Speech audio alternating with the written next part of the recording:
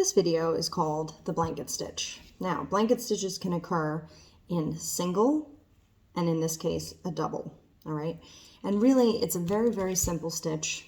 It's a lot like the one that we just did where part of what you're doing is just making a dash and part of what you're doing is kind of like slipping your needle underneath the thread. So let me show you a singular blanket stitch. So again, I'm going to get my string ready. And you never want to have your string so long that you get all caught up. You know, I mean, starting with not enough isn't good either, but it's important to have right in the middle. All right, here we go. So blanket stitches were used in finishing off blankets. They were a good way to create a border. So I'm going to just create a simple blanket stitch starting, I'm going to start one right here in my fabric underneath this one. Okay, so when I'm doing this stitch, all I'm doing is the same thing I did to start the herringbone, which is to make a straight dash. What happens with this is you're now going to hold it. You're going to think of it like a backwards L. I'll use my little pencil here just to show you. So this, you're going to come up straight from here, from behind, always from behind. This is one where you have to work going up and down through the fabric. So I come up straight in this little corner coming from here, and I of course lost my needle. Why wouldn't I? And I'm going to pass my needle underneath this stitch. Okay, so it looks like a little backwards L. And each of these chain together, which is kind of a cool concept. So pull this, and then I'm going to continue on. And what I want to do is keep this place where I come out vertically. I want to make sure that I'm keeping that even with the previous one, and I can tell already I went a little bit too high. So sometimes what I do is I take my needle behind the fabric and I travel from right where I'm here. I can kind of see, sorry, my finger's in the way. I kind of travel across and then pop back up, and I sneak under the string, lose my needle again, and I'm starting to get a little row.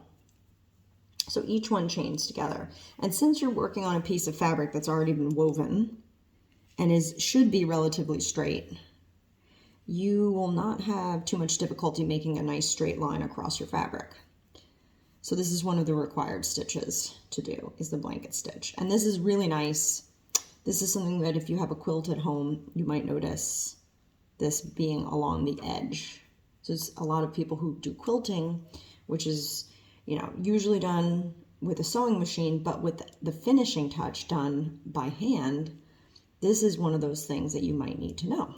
And it's something that is a passed down art through America and throughout the entire United States, all borrowed from different techniques used throughout the world.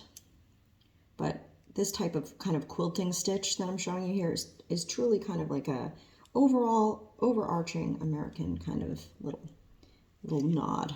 So you would continue this blanket stitch straight across. So I'm going to pause the video. So just to finish up this video, I'm just showing you that you would continue all the way to the edge. I like to end on a straight line and just simply have a knot at the back of my thread, the back of my little board here, we'll call it a board. And then I'm just going to briefly show you how to do this double blanket stitch really quick. So I'm not currently finished with this one, but I'm going to show you what I would do. So I'm going to grab some string, and it's essentially the same thing as what you've been doing here, only you flip your board so that you're looking at it in the other direction. So these lines are coming down towards you. And what I do is I go up from the back, straight across, just like I would initially. And then instead of making sort of a backwards L, I'll call it an upside down L because you're looking at it differently. I'm going to come through the string and I'm going to go underneath my thread. And you'll see, like, sometimes initially when you begin, your threads, they kind of need to get tugged and pulled a little bit, like if they're not lining up. And you can always clean that up later, all this extra string hanging off the edge. So now I'm going to make another dash going from one to the next. And then I'm going to come up inside these like this. And I'm going to sneak underneath. All right. And I'm just continuing to follow along. I'm just kind of outlining what I'm doing. So if you'll notice, I'm just going a straight line across. Then I'm going to come up from here and sneak under the green string. Loop. Make a dash. And come up here. Whoop. And I continue under the green string. Make sure and it creates a really cool looking, beyond like having a border, just kind of makes this cool pattern. So I think it's a good thing to learn. So that's where this video ends.